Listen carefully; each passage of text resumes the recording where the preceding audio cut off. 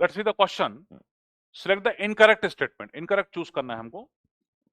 Option A, FSH stimulates the Sertoli cells which helps in spermiogenesis। ठीक है। LH triggers ovulation in ovary। okay। LH and FSH decreases gradually during the follicular phase होती है menstrual cycle में। LH triggers secretion of androgen from the Leydig cells। Okay, तो समझते हैं। FSH LH से related question है, तो पहले मैं एक समरी बता देता हूं। देखिए, मेल की बात करते हैं अपन। तो मेल में एंटीरियर पिट्यूटरी जो है से गोनेडोट्रोपिन रिलीज होते हैं। गोनेडोट्रोपिन्स रिलीज होते हैं, GN बोलते हैं अपन। दो होते हैं, एक होता है FSH और दूसरा होता है LH, जिसको ICSH भी कहा जाता है।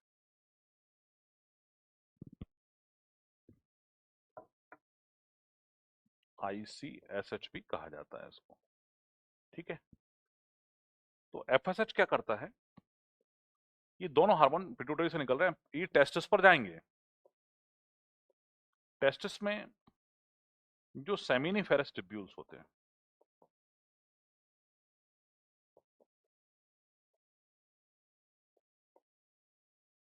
उनको स्टिमुलेट करेगा FSH।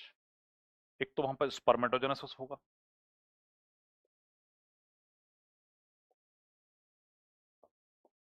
और दूसरा सर्टोली सेल भी स्टिमुलेट होंगी।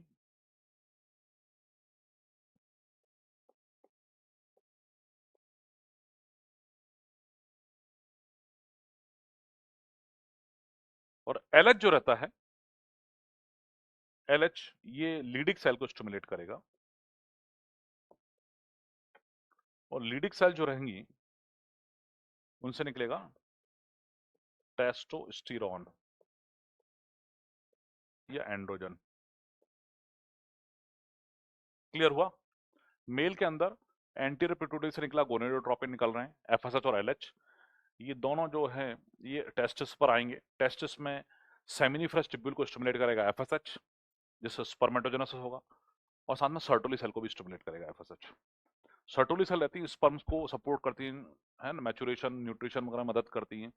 इसके अलावा सर्टोली सेल से एक हार्मोन भी निकलता है, इनहिबिन। इनहिबिन इनहिबिन करके हार्मोन भी निकलता है, इनहिबिन। ओके, जो FSH का बाद में फीडबैक इनहिबिशन करता है। लीडी सेल से टेस्टोस्टेरोन निकलता है जो स्पर्मेटोजेनेसिस को बढ़ाता है, और ये उसका फीडबैक इनहिबिशन करता है। फीमेल्स की बात करेंगे अपन। फीमेल्स की बात करेंगे तो फीमेल में भी ये हार्मोन रिलीज होते हैं। फीमेल की बात करते हैं तो एंटीरियर पिट्यूटरी से गोनेडोट्रोपिन निकल रहे हैं,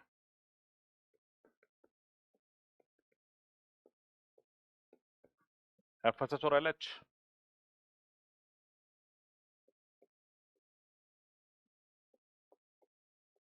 FSH क्या कर रहे, दोनों ओवरी पर जा रहे हैं।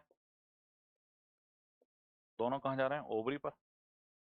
FSH क्या कराता है? Folliculogenesis, oogenesis। और LH क्या कराता है? Ovulation and corpus luteum formation. Corpus luteum से क्या निकलता है? प्रोजेस्टेरोन, है ना। तो ये फीमेल में फंक्शन है। अब जरा एक बार आप देख लीजिए क्या लिखा हुआ है। इनकरेक्ट पूछा है पहली बात तो। FSH stimulate the Sertoli cells, Sertoli cells को स्टिमुलेट करता है, which helps in spermiogenesis. Sertoli cell में क्या होता है कि सर्टोली सेल क्या करती हैं, स्पर्मेटिड से स्पर्म, स्पर्मेटिड से जो स्पर्म बनने की जो प्रोसेस होती है, इसको कहा जाता है स्पर्मियोजेनेसिस। स्पर्मेटिड से स्पर्म बनने की जो प्रोसेस है, वो उसमें सर्टोली सेल का इंपॉर्टेंट रोल होता है। ये बेसिकली सर्टोली सेल के साइटोप्लाज्म में प्रोसेस होती है, इसको स्पर्मियोजेनेसिस कहा जाता है। Spermatids are converted into sperms by the involvement of Sertoli cells. ठीक है, बाद में वो स्पर्म जो रहते हैं वो सेमिनिफरस टिब्यूल के ल्यूमेन में आ जाते हैं, उसको स्पर्मिएशन बोलते हैं।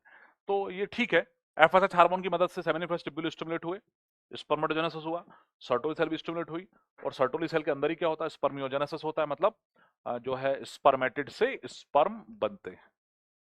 ठीक है, हाँ, तो फर्स्ट स्टेटमेंट है कि FSH stimulate Sertoli cells which helps in spermiogenesis, सही है ये। LH triggers ovulation in ovary, बिल्कुल ठीक है, अभी बताया मैंने आपको। फीमेल्स में एलएच क्या करता है, फीमेल्स में एलएच क्या करता है, देखो एलएच ओव्यूलेशन करवाता है, कॉर्पस ल्यूटेम बनवाता है, कॉर्पस ल्यूटेम से प्रोजेस्टेरोन निकलवाता है, तो ओव्यूलेशन करवाता है, बिल्कुल ठीक है। तो सेकंड ऑप्शन भी ठीक है आपका। Option 3, LH and FSH decreases gradually during follicular phase, इस पे हम अभी चर्चा करते हैं। फोर्थ ऑप्शन और देखते हैं हम, LH trigger secretion of androgen from the leading cells of testis, सही है। अरे भाई अभी समझाया मैंने, एलएच क्या करता है मेल्स में, ये मेल में देखो, एलएच लीडिंग सेल को स्टिमुलेट करता है, लीडिंग सेल से टेस्टोस्टेरोन निकलता है, एंड्रोजन बोलते हैं उसको, सही है स्टेटमेंट ये वाला। तो फोर्थ वाला भी बच्चों सही है। अब ये थर्ड स्टेटमेंट जो है, ये एलएच एंड एफएसएच डिक्रीजेस लिखा हुआ है gradually during the follicular phase, ये स्टेटमेंट सही है गलत है, ये बेसिकली इनकरेक्ट है एक्चुअली। ठीक है, कैसे इनकरेक्ट है आपको बता देता हूं मैं।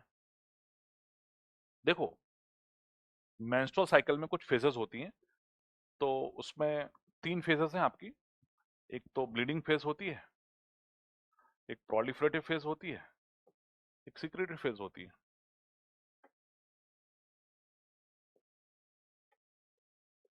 28 डेज, 14 डेज, 4 डे, 1 डे, ये ब्लीडिंग फेज, ये प्रोलिफरेटिव फेज, और तीसरी सिक्रेटरी फेज। ठीक है,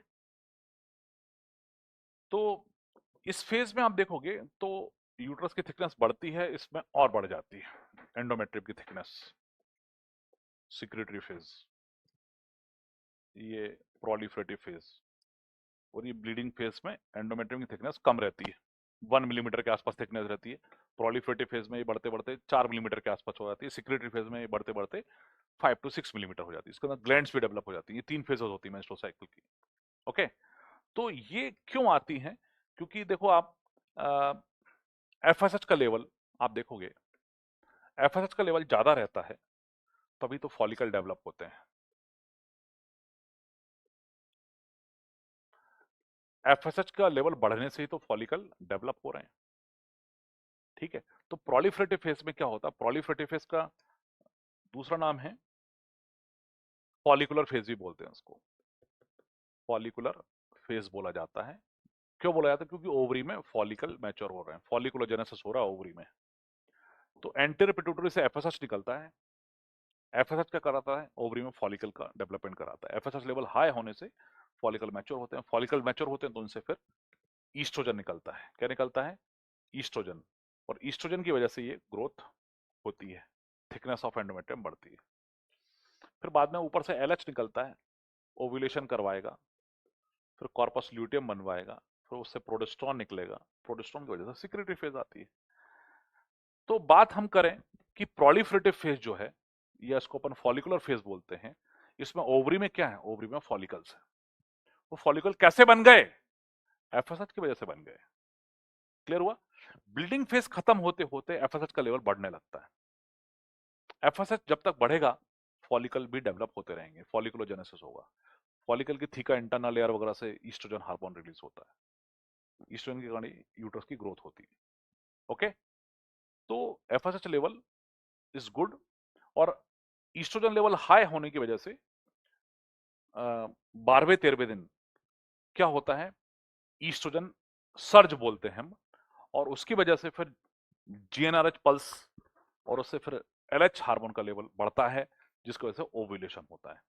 बात समझ में आ रही है आपको, ओव्यूलेशन 14th डे होता है, बट ओव्यूलेशन होने के लिए एलएच लेवल राइज होता है, उस राइज होने में इस ईस्ट्रोजन का बड़ा इंपॉर्टेंट रोल है। जब ईस्ट्रोजन ज्यादा होता है 12 to 13 डेज में मेंस्ट्रुअल साइकिल में, तब ईस्ट्रोजन सर्ज बोला जाता है उसको, और उसकी वजह से हाइपोथैलेमस स्टिमुलेट होता है, वहां से जीएनआरएच रिलीज बढ़ता है, उसकी वजह से फिर एफएसएच और एलएच दोनों का रिलीज बढ़ता है, एलएच का लेवल ज्यादा बढ़ता है, उसको एलएच सर्ज बोलते हैं, उसकी वजह से ओव्यूलेशन होता है।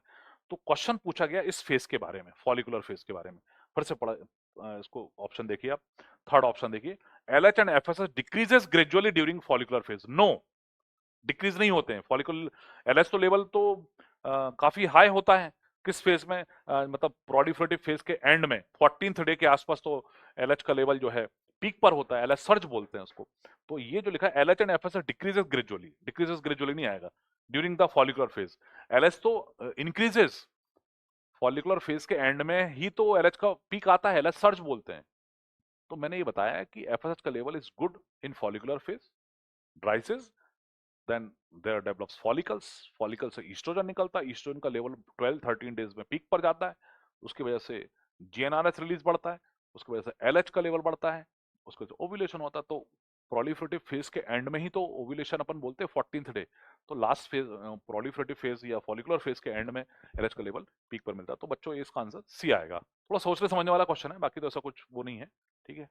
ओके, तो आई थिंक ये वाला पॉइंट क्लियर हो गया होगा आपको, ठीक है।